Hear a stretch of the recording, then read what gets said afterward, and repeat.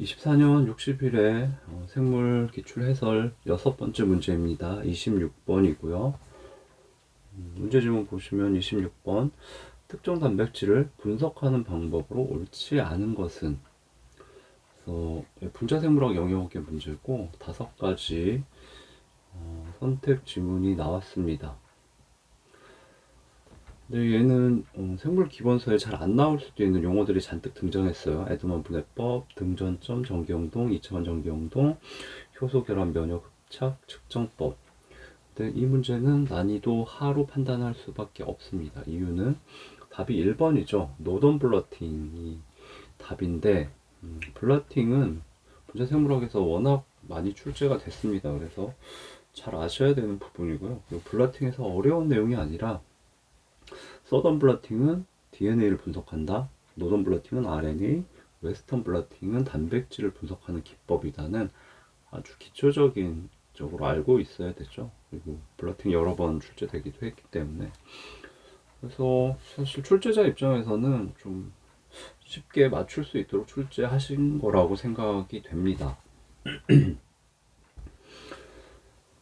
예, 근데 조금 골치 아픈 거는 2번, 3번, 4번, 5번이 이제 새로운 용어, 익숙하지 않은 용어가 등장을 했습니다.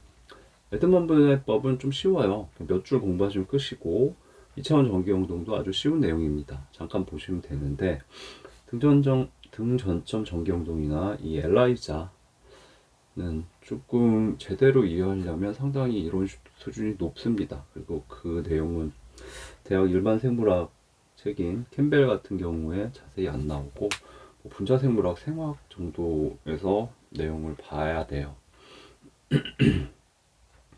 근데 올해의 경우는 난이도 하로 넘어가면 되지만, 이제 저도 이 문제를 보고 좀 고민을 많이 했는데, 분자생물학이 좀 현재 중요한 부분은 많이 반복적으로 출제가 됐다고 판단이 됩니다.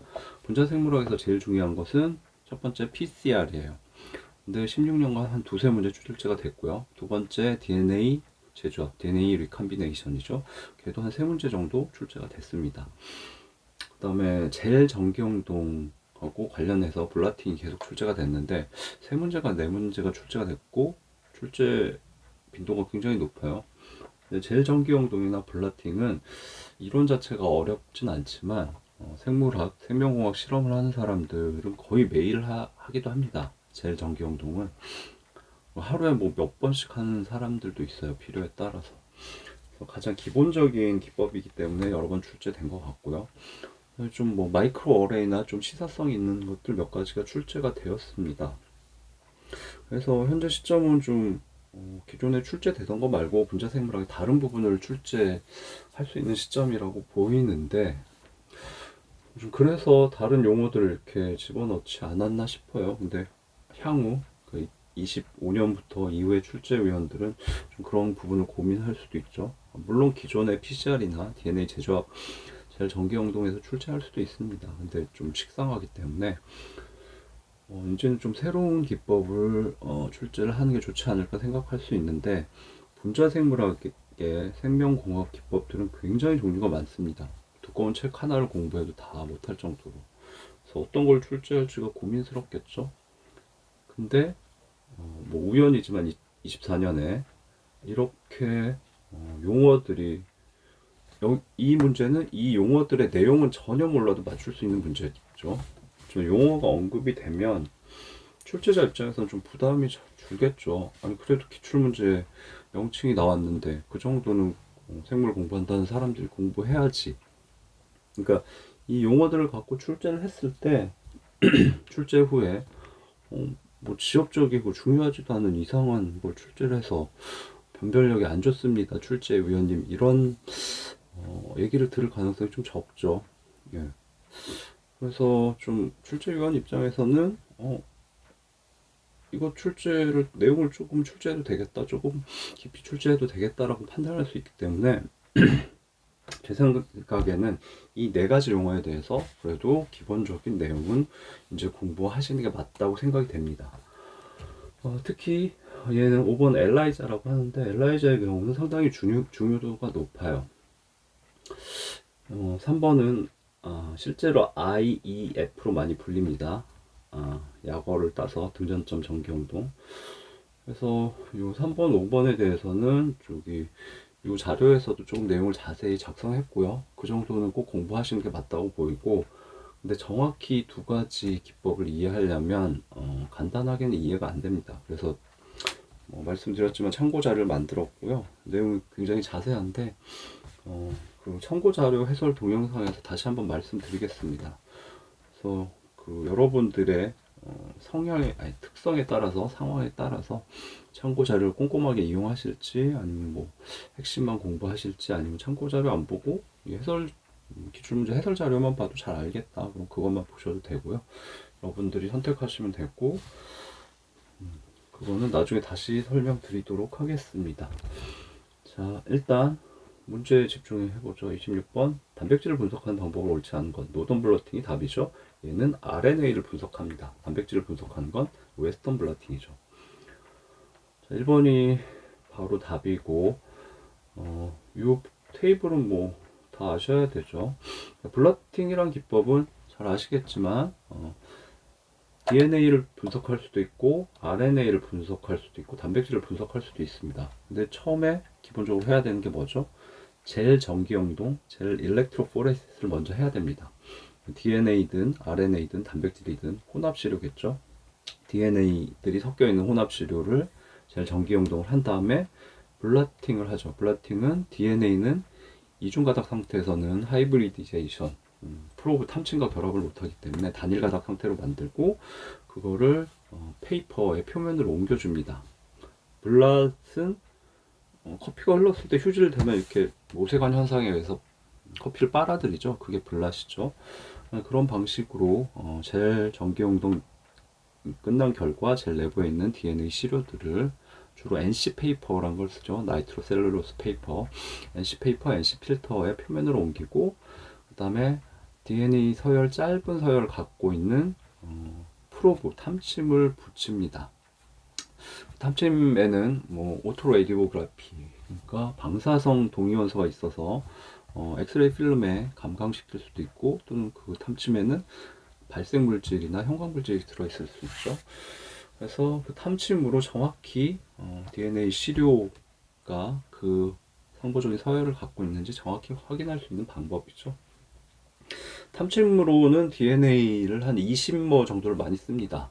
뉴클레오타이드 20개를 쓰는데, 이유는 DNA의 경우는 염기가 4가지죠. ATGC 4가지입니다. 근데 그게 염기가 20개가 있으면 경우의 수가, 첫 번째 ATGC 중에 하나를 고르면 경우의 수가 4죠. 두 번째 ATGC 중에 하나를 고르면 경우의 수가 4죠. 4 곱하기 4 곱하기 4 곱하기, 즉 4를 20번 곱하게 됩니다. 그래서 이 서열을 갖고 있는 DNA의 확률은 4의 20제곱분의 1인데 거의 천문학적인 숫자라서 우연히 그 서열이 존재하는 경우는 잘 발생하지 않습니다. 그래서 내가 지금 다루고 있는 시료에 정확히 그 서열을 갖고 있는가, 물론 상보적인 서열의 탐침을 쓰죠. 확인할 수 있는 방법이죠.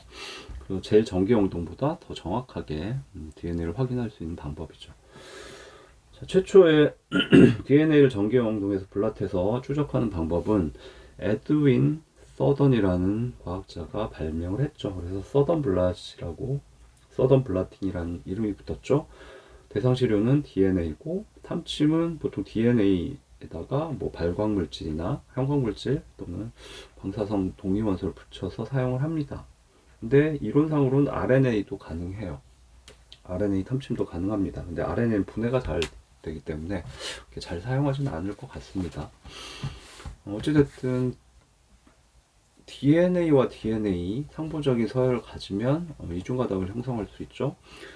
RNA와 RNA도 상보적인 서열을 가지면 이중가닥을 형성합니다. DNA와 RNA도 상보적인 서열을 가지면 이중가닥을 형성합니다. DNA와 RNA는 구조 차이가 그렇게 화학적으로 크지 않기 때문에 다 가능하죠. DNA 쌍, RNA 쌍, DNA와 RNA의 하이브리드 쌍 다 가능합니다. 그 다음에 이제 RNA를 전기 영동에서 탐침을 붙여서 추적하는 방법을 누군가가 개발했는데 그 사람의 이름은 다행히 역사에 남지 않았죠. DNA 분석 방법을 서던 남쪽이죠. 동서남북 중에. 그렇기 때문에 RNA 분석 방법은 일관성 있게 노던 북쪽으로 붙이자라고 해서 발견한 분 좀 불쌍하긴 하네요. 노던 블랏이 됐죠. 그 다음에 단백질을 전기용동에서 탐침을 붙여서 정확히 찾아내는 방식을 개발했는데 단백질의 경우는 DNA와 RNA는 상보적인 서열의 하이브리디제이션을 이용하면 되지만 단백질은 그런 게 없죠.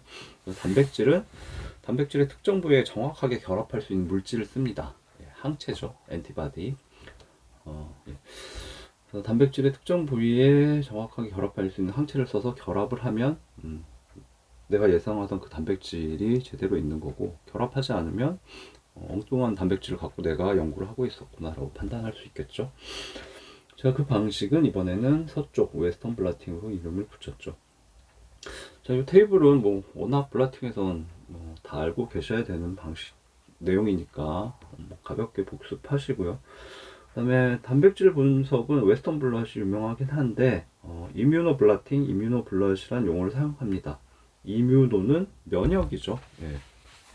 생물에서 이뮤노가 나오면 면역 체계, 사람의 면역 체계를 의미하기도 하지만 그냥 항체라는 뜻으로 쓰일 때가 많아요. 정확히는 항체와 항원 사이에 스페시픽한 특이적인 결합 반응을 이용하는 거죠. 그래서 이 항체를 사용하는 방식이기 때문에 이뮤노블라시란 용어도 있습니다. 자, 그래서 답은 1번이었고 쉬웠죠. 예. 자, 다시 질문으로 돌아가서 그래서 이번 문제는 쉽습니다. 그렇지만 말씀드렸듯이 이제 2번, 3번, 4번, 5번에 대해서 난 내용 알고 싶지 않아. 몰라도 돼. 행복하게 살 수 있어. 그러면은 안 보셔도 될 것 같긴 한데 저는 약간 앞으로 4가지 중에 좀 내용이 출제될 가능성이 엄청 높지는 않나요. 근데 가능성이 있다고 보는 게 합리적이기 때문에 공부를 하셨으면 좋겠고, 그래서 자료를 작성한 거고요. 4가지 중에 2가지는 쉽다고 말씀드렸죠. 에드먼 분해법, 2차원 전기형동은 아주 쉽습니다. 이 자료만 보시면 돼요. 그걸 먼저 가볍게 보시겠습니다. 이번 에드먼 분해법이고요. 이 문제 질문이 단백질을 연구하는데 사용되는 기법이냐죠. 에드먼 분해법은 당연히 단백질을 연구하는데 사용됩니다. 분해법, 에드먼 디그로데이션이에요. 분해를 해요, 단백질. 이거 쉽고요. 단백질이나 단백질은 아미노산들이 결합해서 이루어지죠. 물론 나중에 2차 구조, 3차 구조, 4차 구조를 만들고 다이설파이드 반드, 이황화 결합을 통해서 3차 구조를 만들기도 하고, 그 다음에 다른 폴리펩타이드가 붙어서 4차 구조를 만들기도 하지만 기본적으로 제 1차 구조 뼈대는 아미노산들이 일련의 아미노산들이 결합해서 생성이 되죠. 폴리펩타이드는 아미노산들이 꽤 많이 결합된 형태고 단백질과 유사한 형태죠. 그 아미노산 서열을 분석하는 방법인데 쉽습니다. 에드먼 분해법에서는 특정 화학약품, 화학물질을 처리해요. 근데 그 물질 자체는 이제 생화학책이나 거기는 나옵니다. 근데 그 물질 자체를 공부하실 필요는 없을 것 같고요. 변시 1차 생물에서는 특정 화학물질을 이용하면 단백질의 끝부분에 아미노산 하나가 똑 떨어져 나옵니다.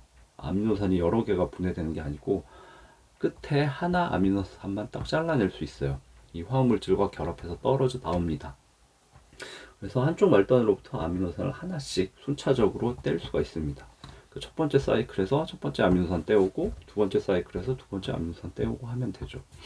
물론 실제적으로는 이 화학물질과 아미노산이 하나가 떨어져 나오면 좀 불안정하다고 합니다. 그래서 안정화시키는 과정이 있고, 근데 그거는 여러분들이 그것까지 모르셔도 될 것 같고요. 특정 화학물질을 써서 끝에서부터 아미노산을 하나씩 떼어낼 수 있다를 기억하시면 되겠습니다. 그 다음에 그 화학물질과 아미노산이 결합되는 것을 크로마토그래피를 사용해서 분석하면 어떤 아미노산인지 쉽게 판별할 수 있습니다.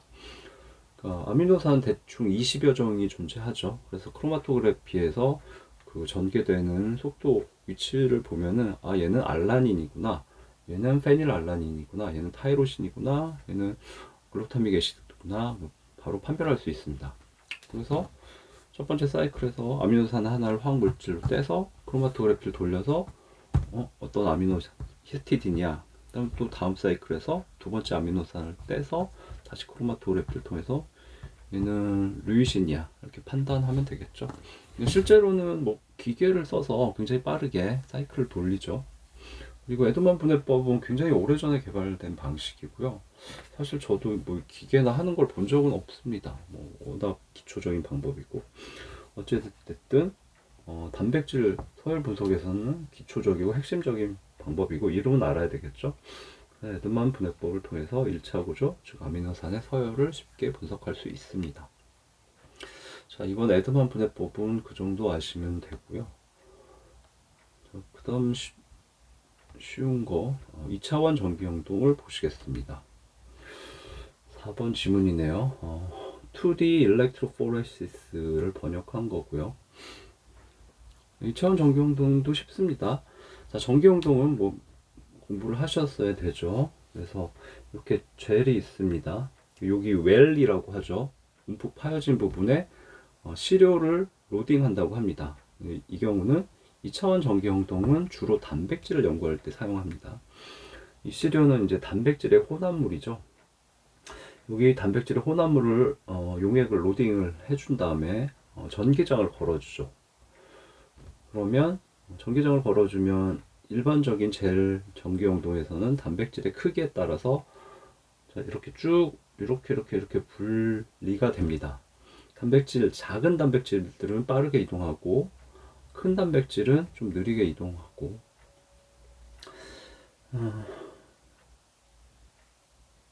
그래서 이렇게 크기별로 분리가 되죠. 자, 그 다음에 이건 그냥 일반적인 젤 전기영동이고, 2차원 전기영동은 이 젤을 90도씨 이렇게 회전을 시킵니다. 그래서 여기 단백질들이 여기에 위치하게 된 걸 보실 수 있죠. 이번에는 이쪽 방향으로 전기장을 이렇게 걸어주게 되죠. 그러면 다시 이 단백질 밴드라고 부릅니다. 단백질 밴드가 한 가지 물질인 줄 알았는데 전개했더니 이렇게 분리가 됐다. 초록색은 이렇게 분리가 된 거죠.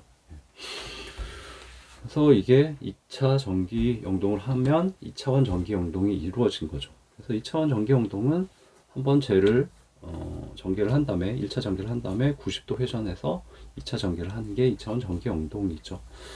쉬운 내용이고, 근데 2차원 전기 영동은 1차원 전기 영동보다 훨씬 해상도가 좋을 수밖에 없겠죠. 두 번 전개를 하니까. 그래서 설명 잠깐 보시면 DNA나 RNA 경우를 쓸 수도 있는데 가장 대표적인 건 단백질 혼합물을 이렇게 분리해서 분석하기 위해서 2차원 전기 영동을 많이 사용합니다.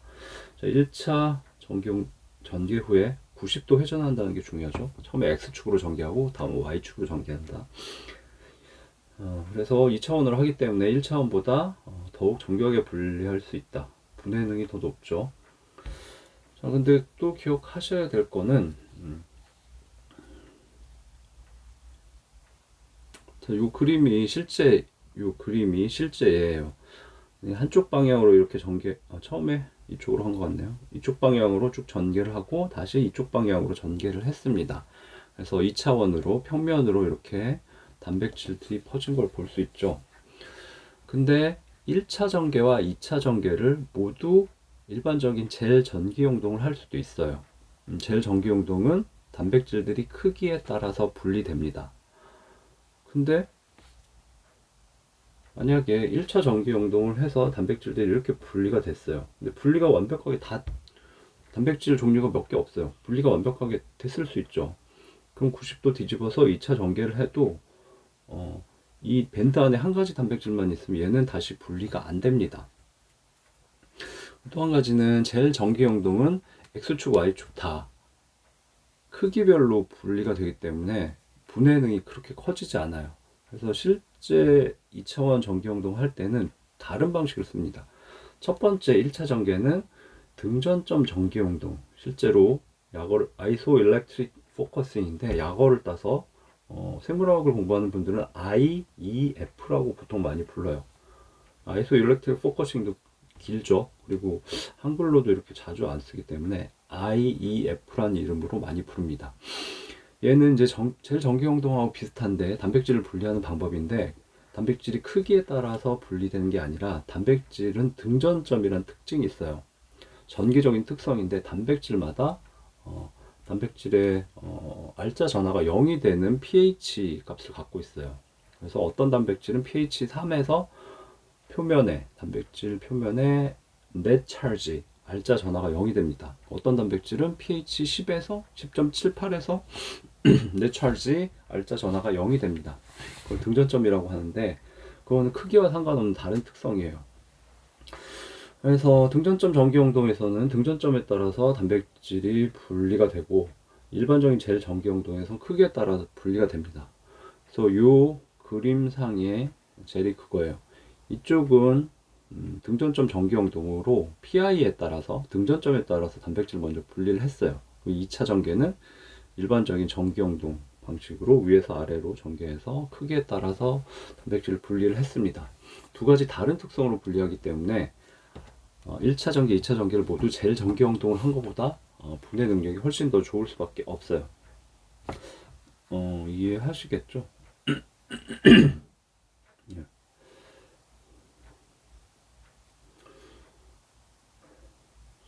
다시 예를 들어서 얘기하면, 자, 이쪽 그림에서 1차 전개를 했는데 일반적인 젤 전기용동을 실시를 해서 단백질 크기에 따라서 분리가 됐어요.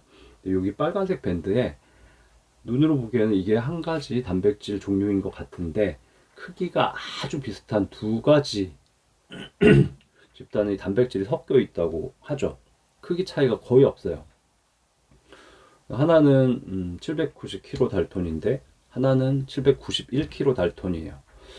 이 빨간색 밴드를 90도 회전을 한 다음에 다시 일반적인 전기 용동을 하면 또 크기에 따라서 분리가 되죠. 두 개가 쉽게 분리되지 않습니다. 근데 만약에 얘를 1차 전기용동은 크기에 따라서 일반적인 젤 전기용동을 하고, 2차 전기용동은 등전점에 따라서, 아까 IEF였죠, 등전점 전기용동을 시행을 하면 두 단백질 집단이 하나는 790kDa 달톤, 하나는 791kDa 달톤이었는데 등전점은 2.0하고 12.5로 완전히 다르면 완벽하게 분리가 됩니다. 그래서 두 가지 다른 특성을 가지고 다른 방식으로 분리하면 당연히 분해능이 좋아지겠죠. 그래서 현실적으로 보통 1차 전개는 IEF를 하고 90도 돌려서 2차 전개는 일반적인 젤 전기용동을 많이 수행합니다. 이 그림이 그런 그림이고요. 그래서 2차원 전기용동 그 정도 공부하시면 되고요. 보통 처음엔 IEF를 쓰고 두 번째는 젤 전기용동을 하기 때문에 단백질에 대해서 보통 2차원 전기용동을 많이 합니다. DNA나 RNA는 등전점 개념 같은 게 없어요. 자, 마지막으로 2차원 크로마토그래피도 관련이 되는데, 방금 보신 건 2차원 전기용동이고 2차원 크로마토그래피는 아주 옛날부터 사용해온 방식입니다. 크로마토그래피는 대표적으로 여러분들이 어릴 때 학교에서 실험을 해보셨는지 모르겠는데, 종이에다가 까만색 사인펜을 아래쪽에 점을 동글동글하게 찍죠. 그 다음에 그 종이를 이렇게 까만 점이 닿지 않게 물에다 살짝 담그면 물이 모세관 현상에 의해서 쭉 올라가면서 그 잉크를 끌고 올라가죠. 근데 실제 검은색 잉크는 여러 가지 색깔의 잉크가 조합되어 있죠. 그래서 빨간색, 노란색, 파란색이 분리가 되죠. 그 크로마토그래피죠. 크로마토의 CHR은 컬러를 의미하죠. 그래서 초기의 크로마토그래피는 색깔 변화를 볼 수 있었기 때문에 그런 이름을 붙인 것 같고요. 자, 하여튼 물질을 이런 방식으로 분리하는 게 크로마토그래피인데, 크로마토그래피를 2차원으로 할 수 있습니다. 방금 전개한 걸 다시 90도 돌려서 다시 물에다 담그면 2차원 크로마토그래피가 되겠죠. 그래서 2차원 크로마토그래피는 한번 전개를 하고 90도 돌리고 다시 전개를 한다, 2차 전개를 한다, 그 개념이고 오래전부터 사용이 되었습니다. 그게 이제 단백질 분석에 사용된 게 2차원 전기 영동이라고 생각하시면 되고, 2차원 전기 영동은 2차원 크로마토그래피에 포함된다고 보시면 되겠습니다. 그래서 2차원 크로마토그래피는 원래 화학 분석에서 많이 사용되고 일반 화학 물질 분리 기법에 사용되는 겁니다. 그래서 2차원의 의미는 XY축으로 분리하기 때문에 중간에 90도 회전이 들어간다. 그 개념을 이해하시면 되겠습니다. 네, 일단 26번 문제죠. 문제 풀이하고 쉬운 두 가지 용어는 보셨고요. 이번에는 좀 어려운 용어 두 가지를 보시도록 하겠는데, 동영상이 길어져서 좀 끊어서 가도록 하겠습니다.